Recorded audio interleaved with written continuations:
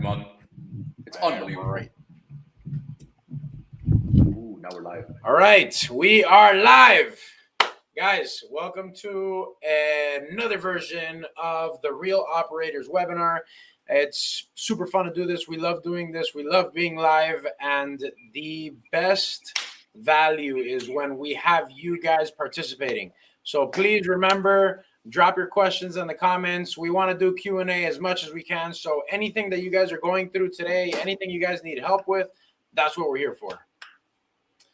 Will? Yes. First of all, I'm psyched. I'm Love thrilled. it. I'm pumped. I am extremely hyper, which is good for everyone on this call. So let's do it. I can't see how many people are on because you have the controls, but I believe you. Good, we got 15 people already, and we're 1 minute in. Not bad. 15 people, that's 15 questions if everybody asks one question each. So I love it.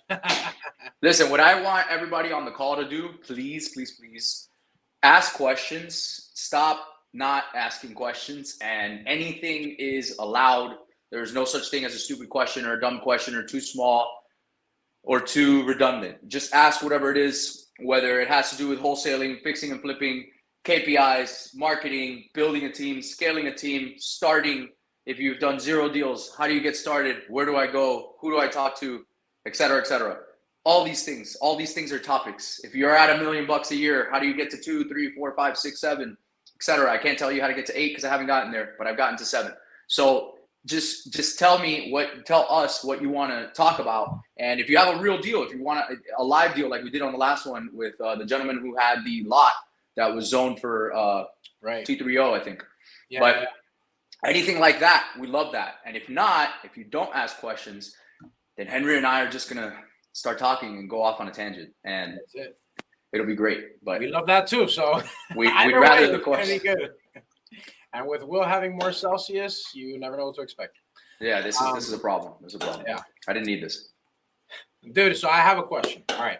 Let's say Henry has a question. I have a question. Yeah, I'm going to start it off. Hit me. Let's say there's a question I asked you the other day for some of our videos, and it was great content. So I'm starting at 0 deals.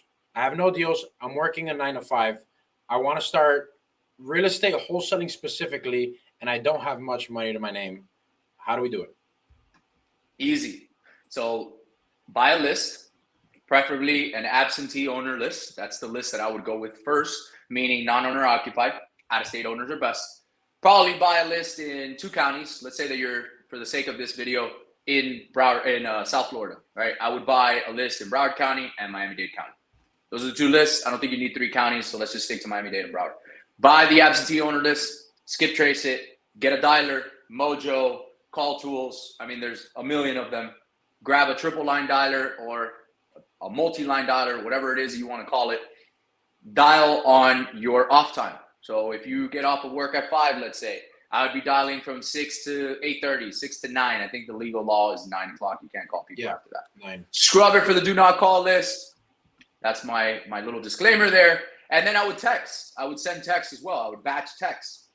And you could do this on your phone. So while you're at work or while you're on break, you could follow up with these texts. And then, on my lunch hour, and I'm being serious, people. When I first started, I didn't have a job because I got fired I was a corporate America guy, but I went all in from the very first day. So if I wasn't, I would put up anywhere from 1,000 to 1,500 dials a day, every single day. My partner and I would do it. So it was like 3,000 dials every day between the 2 of us. Texting wasn't really a thing in 2017. We started texting in like 2019, right, with some RBMs, but that's exactly how I'd get started. And I would pound the pavement, and I would also, if you have access to the MLS, I would start making offers on the MLS. It's free. There's a number. First of all, it's free. Second, virtually free. Second of all, there's an unlimited amount of opportunity, and every day that you wake up, guess what? There's new properties on the market. And I would probably filter to start 60-day plus listings, properties that have been sitting for 2 months or more, preferably 90-day, 120 days. Motivation's higher. People are tired. People are sick of waiting. People aren't getting the offers that they're expecting. So your chances of getting a lower offer accepted are much higher. I would go start seeing properties. I would start talking to realtors. I would start talking to sellers. I would just do repetitions. That's what getting started is all about.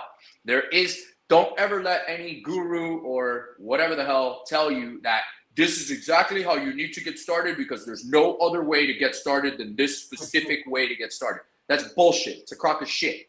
Getting started, I would much rather somebody do imperfect actions, but they're doing actions every day and stay consistent with those actions. That's the best way to get started. My own girlfriend, who has been started now for a few months in real estate, I taught her how to do this. She's been talking to realtors every single day. She talks to like 20 realtors a day, and she makes offers on the MLS. And she already has her first, rehab that she's, almost done with right now. But that's exactly how it came to be, right? I brought her the deal. She bought it. Boom, problem solved. So, but she's doing actions, and she was the same way. She's like, oh, what do I do? Who do I talk to? What do I say? I'm like, this is exactly what you do. My answer was the same. Pick up the phone and start dialing. No, but what do I do? Pick up the phone and start dialing. Yeah, but what do I say? Pick up the phone and start dialing. And finally, one day she got it, and she started picking up the phone. And then after her first call, she called me. She said, babe, you know what? This was unbelievable. I don't know what I was so scared about. I'm like, exactly my point. That's the whole thing. So you have to prove to yourself that you could just get started. That's the beauty. And then results and actions. And listen, the universe rewards that kind of behavior. I'm a big universe guy. I'm a big law of attraction guy. That's what it is. If you're doing the work every single day, opportunity is bound to knock on you. And by the way, I was telling her this yesterday, which is funny because she's new.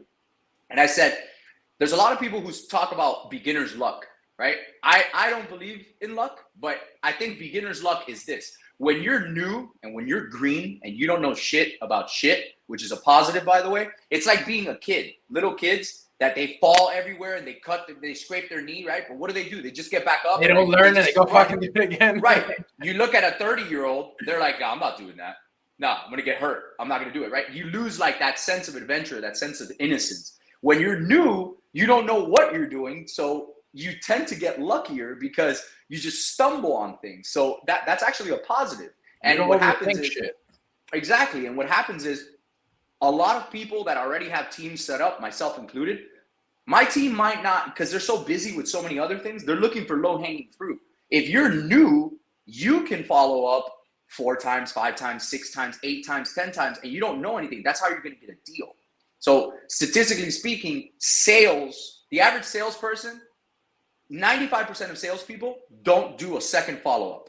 The average sale is converted in 6 to 8 follow-ups, 6 to 8 touches. There's a problem there.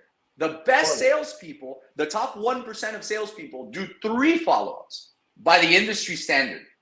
So I just gave you a problem, but I also gave you a solution. What is the solution? If you follow up 10 times with everybody, you're bound to hit deals that most people aren't going to hit because they moved on. They don't want to get burned. Oh, the seller doesn't want to sell to me. I can't tell you how many deals I've had in my CRM over the years that the last note from 2 months ago said, not interested in selling. All of a sudden, 2-3 months later, somebody picked it up, usually a new person, because they were there at the right place, right time. Or they followed up with them. Dude, and that's something super important. I've had so many sellers tell me, oh, yeah, you guys called me and you never gave me an offer. You guys told me you were going to give me an offer and you never got back to me. You see it in the CRM. This is the first time that one of my guys touches it. So my guys will be like, hey, respectfully, one of the hardest parts of my job is getting over the other 10 calls that you just had that left a bad taste in your mouth. So I promise you that we're going to handle this a little bit differently. By the end of this call, you're going to have an offer or a reason why we can't purchase your property. And 100%. That automatically triggers people to like, okay, cool. And let me give this guy a little bit of time of day. It's one way to bring down their guard just a little bit because it's like you said, bro. People don't follow up. People don't even give the fucking offer because they'll be too scared to call back and give them a lowball offer because the seller was smart enough to open up Zillow and see that Zillow says 600K and say, I want 600K for my property. Right. And another thing too is you have to just stay focused and stay consistent. I think what a lot of people, especially when you're starting out, people are like, oh, I want to get my first deal. Yes, of course. That's the end result of what you want to get, right? Sure. We all do. No problem. We understand that the deal is where the money's at. But in reality, what you should be focused on as a newer person is not so much the end result. It's the repetitions and the practice and the activities that generate the result. That's what you should be focused on. That's like if you're out of shape and you start going to the gym, and the first week at the gym, you're like, dude, I'm not benching 300 pounds. This sucks.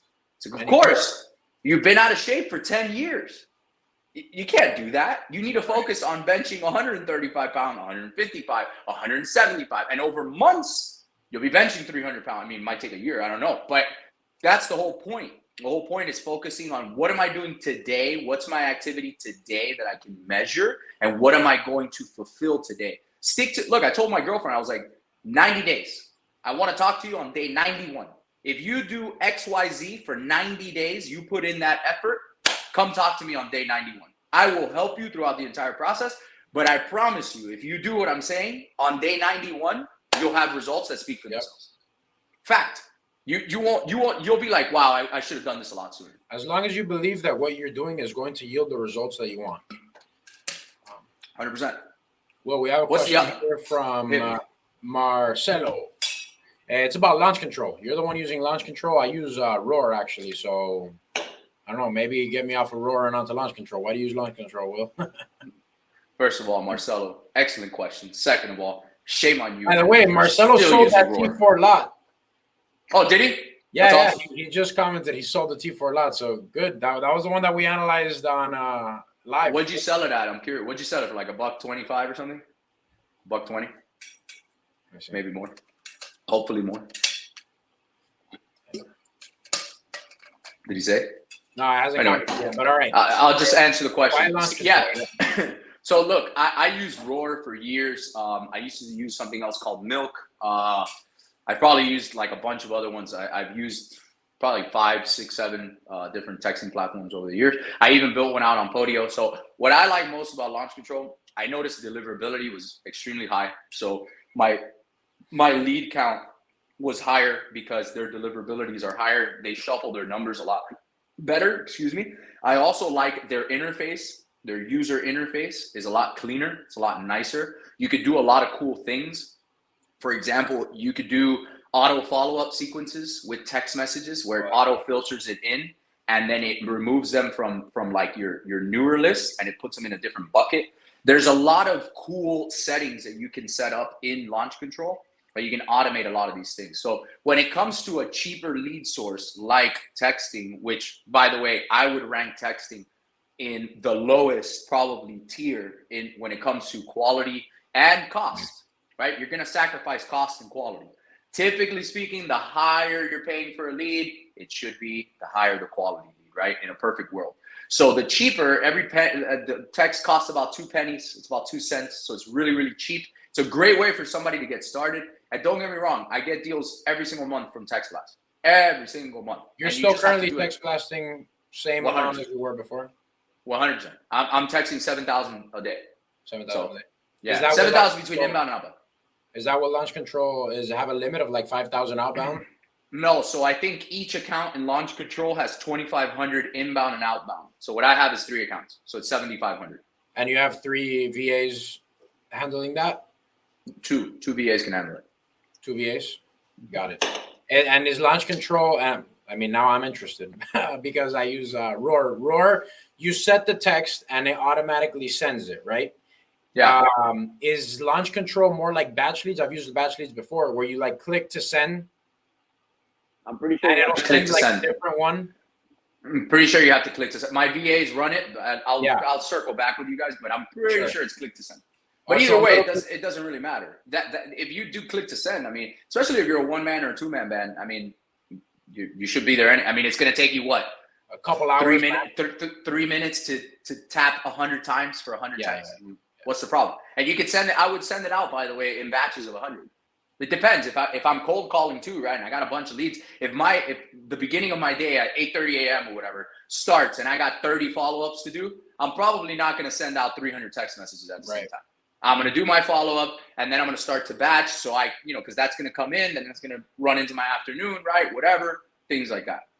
So, and he said, what do you like about, okay. So versus other competitors, listen, you're always going to hear me say this. I'm not a fan of cheaper. I'm a fan of better. I get it. I understand it. It's attractive when something's cheaper, but I'm looking for quality and I'm looking for a deal. I want higher deliverabilities. I want a better result. That's what I'm after, not cheaper. Got it. Yeah, Erwin apparently also uses the launch control. He's commenting here on the chat. So another one, Marcelo sold it at 120K. That's a deal that we Marcelo, for you. Push it. I'm gonna hit you with the air horn. Good for you. Did you get a reduction? Because I think you had it at 120, no? So you had to have gotten a reduction.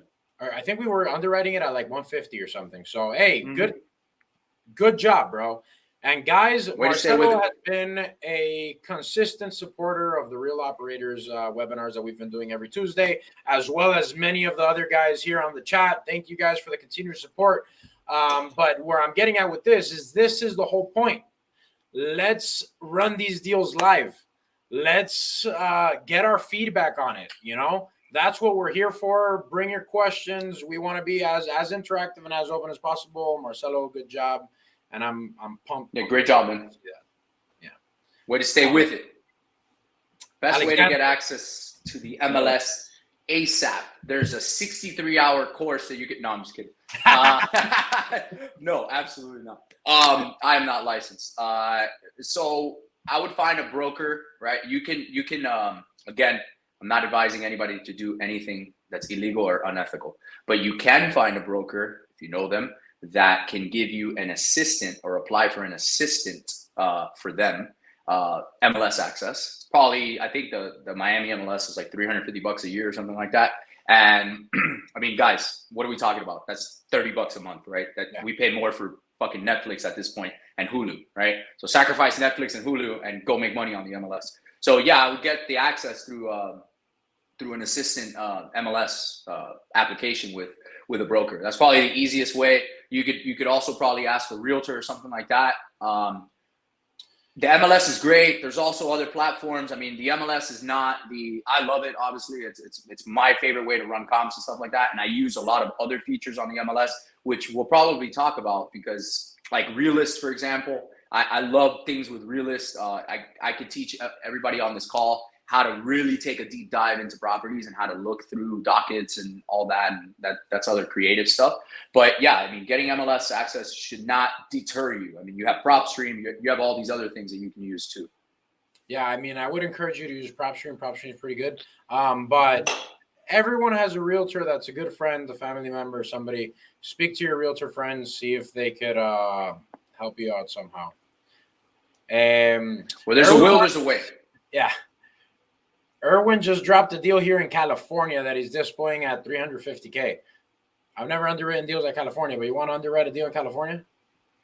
I mean, I have friends in California. Let's see what happens. All right, so we got my best. A 1-1 duplex. What's the address? That's two 1-1 duplexes. I just dropped it right there. So let's pull it up on PropStream, I guess. Asking is 350.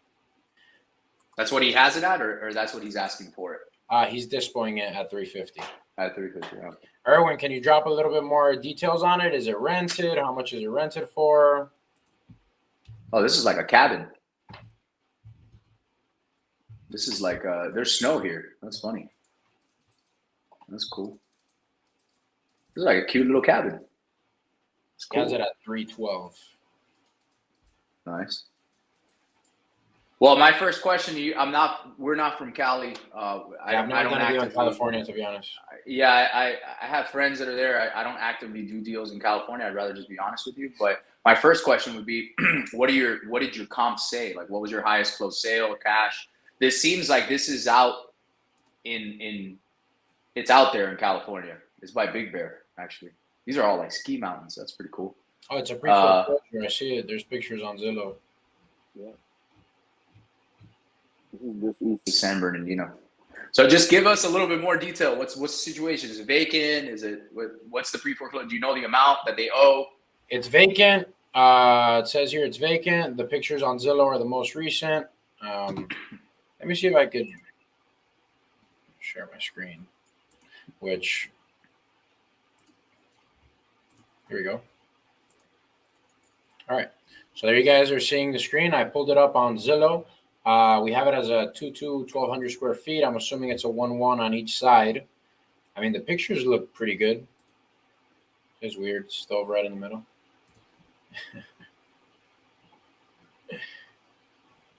Big Bear Lake vacant. It's not on pre-foreclosure. Okay, I just assumed because Zillow said it. They resigned an auction date because of probate. There's only one heir, and it's the seller. Pictures of the most recent. Man, to be honest with you, I wouldn't know what the comps are in this area.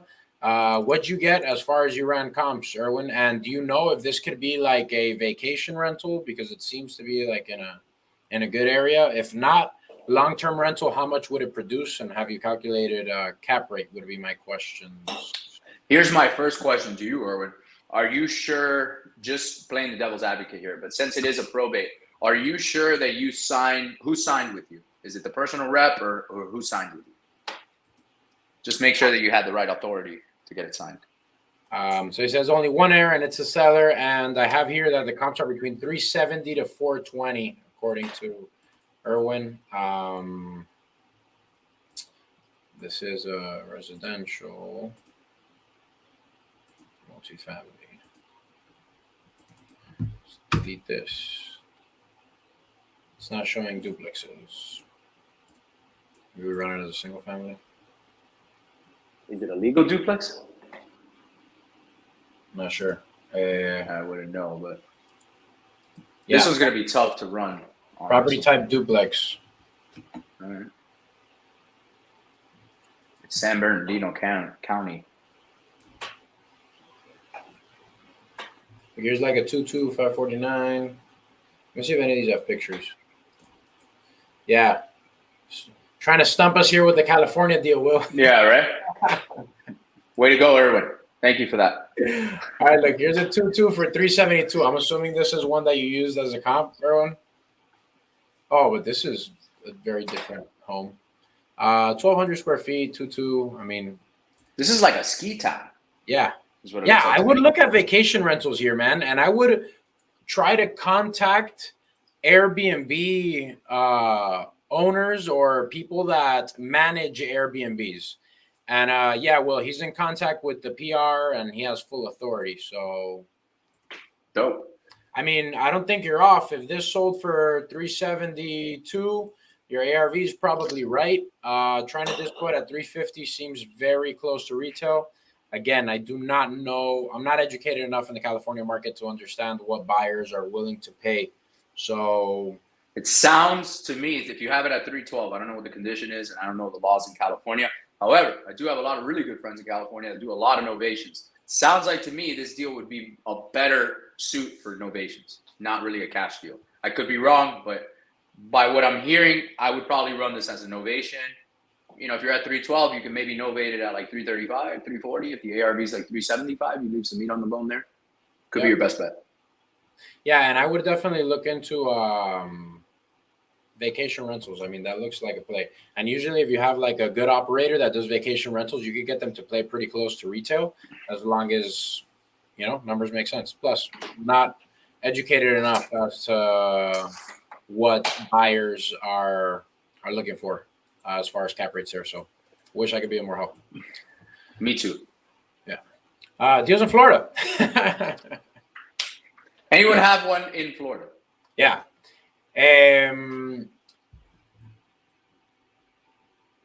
Yeah, I actually I have a deal right now in Miami Springs that we were underwriting today, and that looks good. And Will, I'd ask your opinion on this. You went black, but I hope you're still listening. I'm here. I have a deal right in Miami Springs. There's a comp right next to it, same lot, worth $1.5 million. This home, it's a brand new build though. This home needs to be a tear down. What would your offer be, land value, on a 1.5 ARV? What's the address of the property? Does anybody else have any questions right now? So we don't go off on a tangent before we do. No? Good. No. All right. How? Well, the first thing I would do is look at what the new construction was already closed at 1.5, or it's listed at 1.5. Yeah, it was like a year old. But point is, if you're going to develop a $1.5 million house, I haven't put it on your contract yet, so I'm not going to share that news. But what would your offer be with a 1.5 ARV? What does a developer need to pay for that land? Again, I would look at the comp of what these other new construction bought their land for. I would probably go based on that, even though it was a year ago. We're probably pretty close to value between a year ago and now, right? But it depends on what you're going to build. A $1.5 million home, you're probably going to building what, $350 a square foot, higher end finishes. I assume it's Miami Springs, dude. It's a nice area.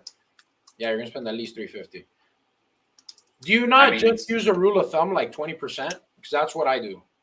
I usually go based off of what the comps are for closed sales and what they bought the lot for. And or if there's a new construction that's sold for 1.5, I'm going to go back probably over a year, right? Because it takes about 18 months to do a new build. And I'm going to go back and see what they paid for it. And then I'm going to make my adjustment there. If it was a year ago, I might pay a little bit more, right? Et cetera. Right now it's very expensive. So if he does buy it today, let's say January 17, 2023, let's assume that Henry was going to buy that, develop it, and flip it. He's probably not going to have a finished product, if everything goes right, July or August of 2024. So he has to forecast what he thinks he's going to get. But building per square foot, I mean, it's pretty. I actually just went to go check out a lot today, a $2.6 million lot on the water. That's a tear down. And I was estimated like $400 a square foot. So I just did simple numbers, 2,500 square foot home, $350 a square foot. That's $875. So then you got to factor in your land cost, $300,000. You're all in at 1.175 to sell at 1.5 at least ish. I'd probably pay 300 to 400 ish. Yeah. All right.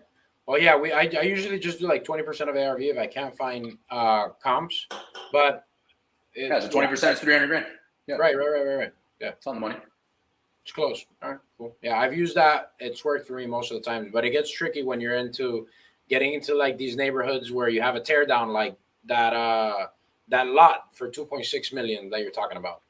So what's the potential development there? I'm trying to pick it up for 1.9. I know that there's some issues with the airs and all that. It has 290 feet of boat space of frontage. Oh, it's what's called a point lot, which is a triangle and on a corner on the river and on the canal. Nice. So usually, but again, it's a lot of details that goes in. The seawall has to be replaced. Seawall is usually $1,000 a foot. So if there's 300 feet, that's $300,000 right there off the seawall. So I'm trying to pick it up for 1.9, building at $400 a square foot, $400,000 house. That's 1.6 right there, right? Just in the build, plus the land is 1.9. So I'm all into this thing for like three. Let's assume on a good day, 3.6, 3.8 with holding. Let's call it 3.8, right? Round up to 4. I got to be able to sell it for like 5.5 at least. Yeah. Mm-hmm. And I'd break a record there, but it's a one of a kind lot. When's the next time you're going to find 290 feet of frontage on the water, on the river with ocean access? Yeah. So if you're at like 5.56 for your ARV and you're locking it up at 1.9, you're at like 30% lot value, which I mean, I guess would make sense that the percentage gets a little bit higher as these ARVs get. It's a premium. It's a premium. And you're also talking about people are going to pay you a premium because number one, you're going to have a brand new product, but number two, you got 300 feet of water space. Right. That goes unsaid. So I don't know any other lot in Fort Lauderdale that hasn't sold for $7, $8, $10 million that doesn't have that kind of space. I have another one on Friday that I'm going to view too, that I want to subdivide the lot into 3. It's an acre on the water, and the guy wants 2. Yeah, the guy wants 2.6. Ironically, I'm trying to pick it up for like 2.4, but I won't fight with him on 2.6. I'm trying to get him to do some owner finance. And I know I can split the lot into 3, and each individual lot would probably sell for like 1.2, 1.3. So that's the play. And I could subdivide that very easily. Well, look, we have a potential buyer.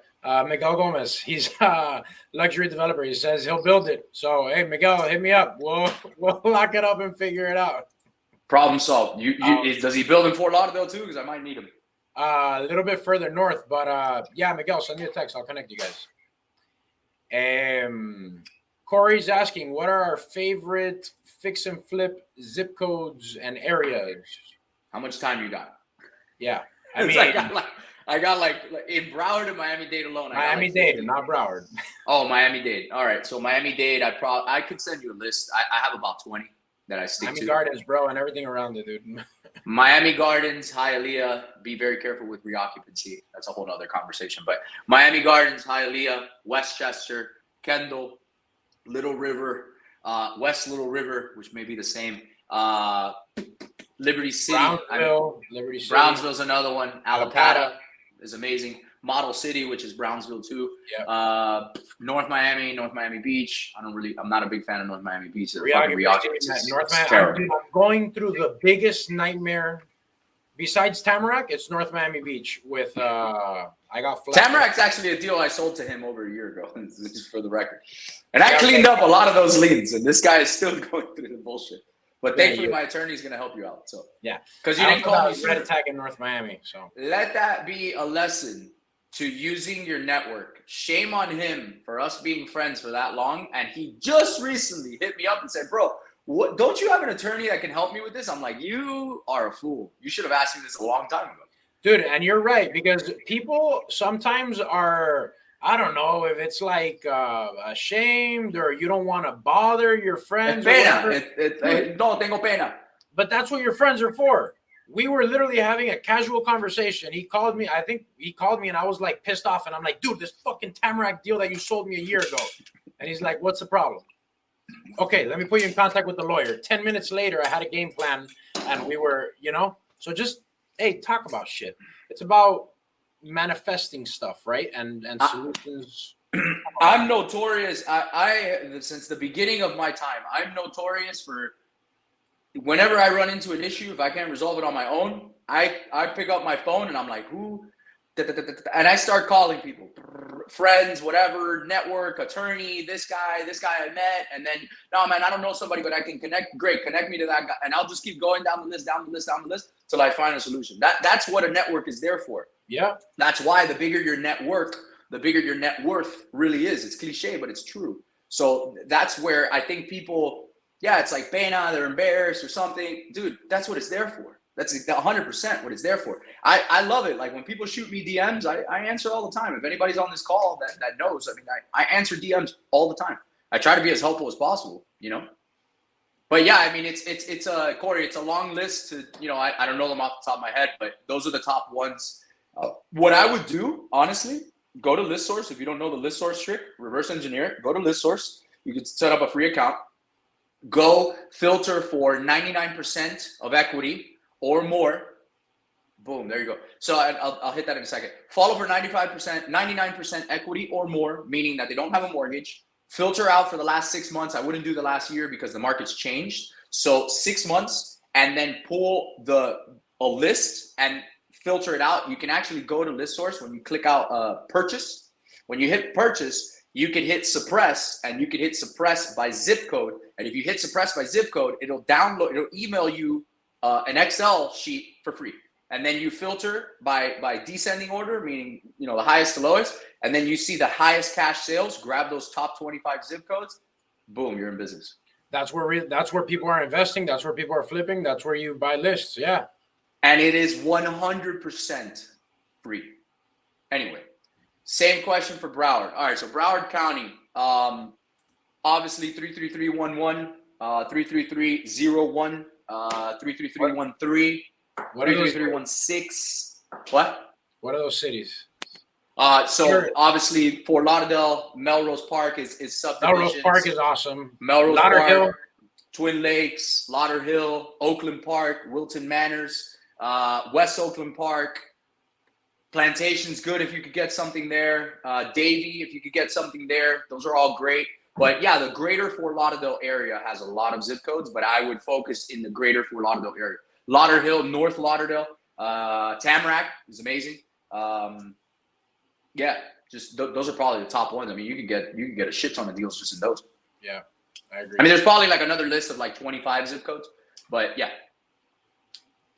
A big thing to filter for too is values. Like when I'm pulling a list, I just go by assessed value and I don't go past 450 because I don't want, multi-million-dollar properties, which now I actually do want multi-million-dollar properties because, and I'll tell this to anybody on this call. So think about it this way, a 300K deal, like meaning the price is 300K. If you're making a 30K wholesale fee, that's 10%, right? Would you rather do 100 of those or, follow me, would you rather do 10 $3 million deals, let's say, at 10%, which is 300K? That's where my mind is headed. It's a bigger problem to resolve. All right, but I'm play devil's advocate here. Yes.